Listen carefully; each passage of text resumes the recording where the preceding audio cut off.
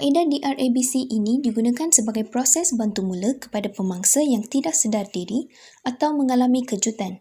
Maksud akronim DRABC serta langkah-langkah yang terlibat dalam pengurusan bantu mula akan diterangkan dalam video ini.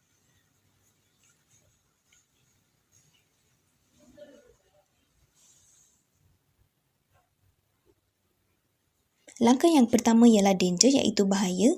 Lihat jika ada sebarang tanda-tanda bahaya, pastikan keselamatan anda dengan mangsa, alihkan bahaya dari mangsa atau alihkan mangsa dari bahaya.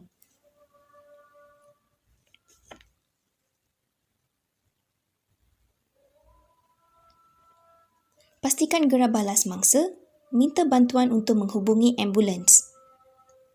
Dongakkan kepala mangsa dengan kaedah head, tail, chin lift.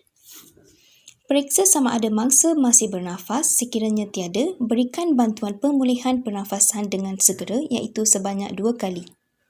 Akhir sekali ialah circulation. Periksa peredaran darah melalui kadar nadi pemangsa. Ada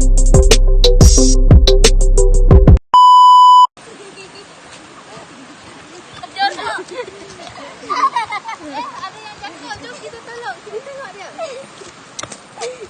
Ada sakit dekat mana-mana ke? Ada kecederaan ke? Ada sakit dekat mana? Dekat bahagian kaki. Yang seterusnya ialah langkah proses pertolongan cemas TOTAP.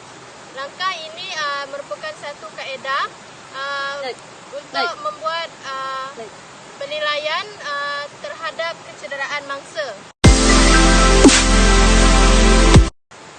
Okey, untuk kaedah TOTAP, prosedur yang pertama ialah talk, iaitu bercakap, di mana pembantu mula akan bercakap dengan mangsa yang mengalami kecederaan. Untuk langkah ini, pembantu mula harus bercakap dengan mangsa bagi menilai tahap kecederaan mangsa. Okey, sebagai contoh, pembantu mula akan bertanya, okey ke? Ada sakit kat mana-mana? Tak ada? Ada. Sakit kat mana? Okey, langkah yang seterusnya ialah observe, iaitu melihat keadaan pada bahagian kecederaan mangsa. Okey, untuk langkah ini, lihat, perhatikan dan periksa tempat kecederaan mangsa dan keadaan mangsa. Okey, seperti di bahagian kaki mangsa yang tercedera.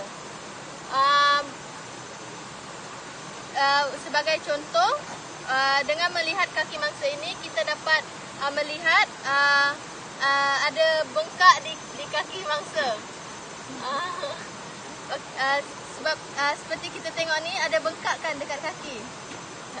Dekat bahagian buku lali ni ada bengkak. Berbeza dengan buku lali pada kaki sebelah kiri.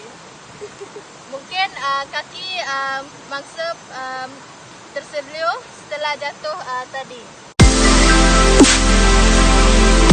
Langkah yang seterusnya ialah touch, iaitu menyentuh. Menyentuh pada bahagian kecederaan mangsa.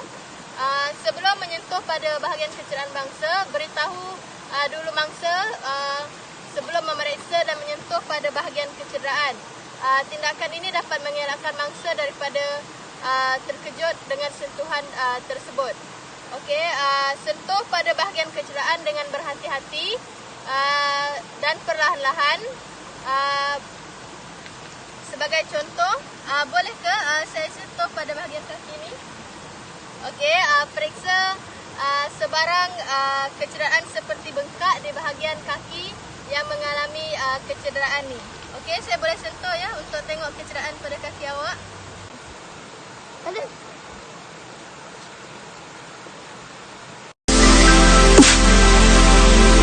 Yang seterusnya ialah active movement, iaitu pergerakan aktif.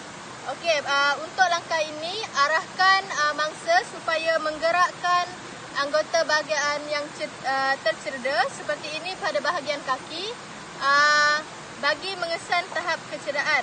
Okey, untuk langkah ini saya minta awak, boleh tak awak gerakkan kaki ni? Boleh tak gerakkan secara perlahan-lahan? Boleh ataupun ada rasa sakit? Sakit dekat bahagian mana? Okey, langkah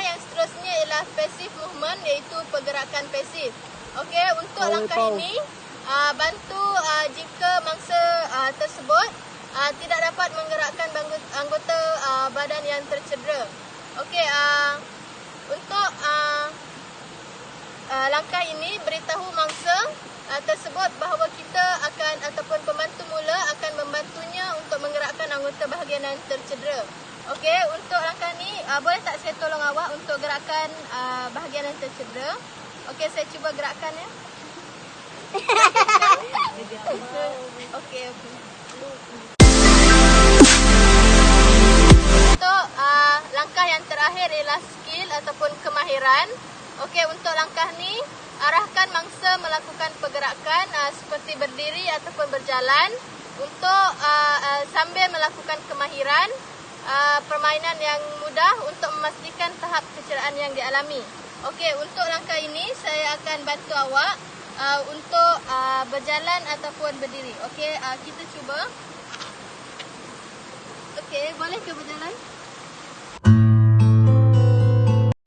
Selamat sejahtera kepada Encik Kamal dan rakan-rakan sekalian. Saya Gayatri Gunasekara dari BM3. Pada hari yang mulia ini, saya akan membentangkan dan mendemonstrasikan tentang prinsip Reiser, iaitu RICER.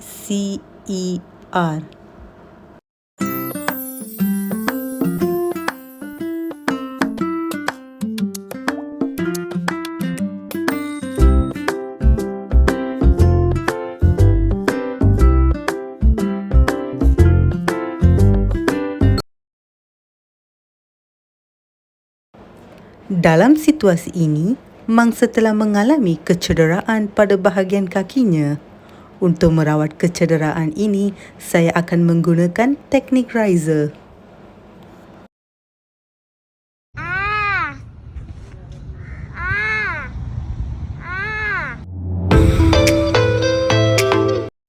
Langkah pertamanya adalah R.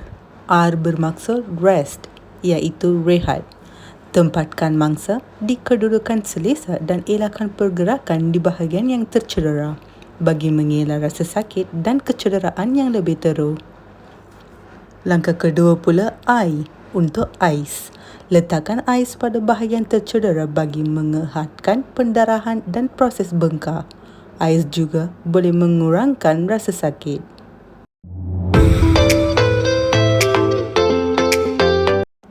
C untuk compression bermaksud berikan tekanan. Kita haruslah berikan tekanan menggunakan balutan yang sesuai. Bahagian yang cedera haruslah dibalutkan untuk mengelakkan bengkak yang keterlaluan dan janganlah balut terlalu ketat.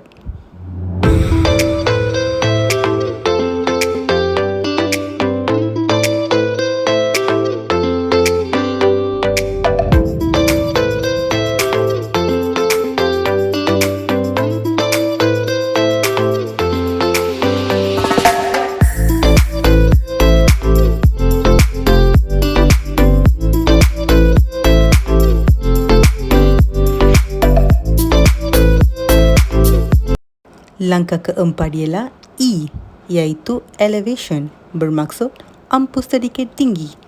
Meninggikan bahagian yang cedera memudahkan dan mempercepatkan pengembalian darah masuk ke jantung. Bahagian yang luka haruslah lebih tinggi daripada paras jantung. Langkah terakhir R, iaitu referral. Kita perlu merujuk kepada ahli perubatan profesional seperti doktor ataupun ahli fizioterapi untuk diagnosis yang tepat dan penjagaan berterusan serta rawatan yang baik diberikan kepada mangsa yang terlibat.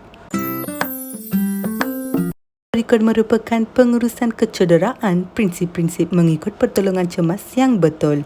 Pendekatan yang sistematik seperti rawatan yang telah dijelaskan boleh diaplikasikan oleh mana-mana individu mengikut kesesuaian kecemasan yang dihadapi pada masa tertentu. Itu sahaja pembentangan daripada saya. Buah cempedak di luar pagar, ambil galak, tolong julukan. Kami Buddha baru belajar, kalau salah tolong maafkan. Sekian, terima kasih.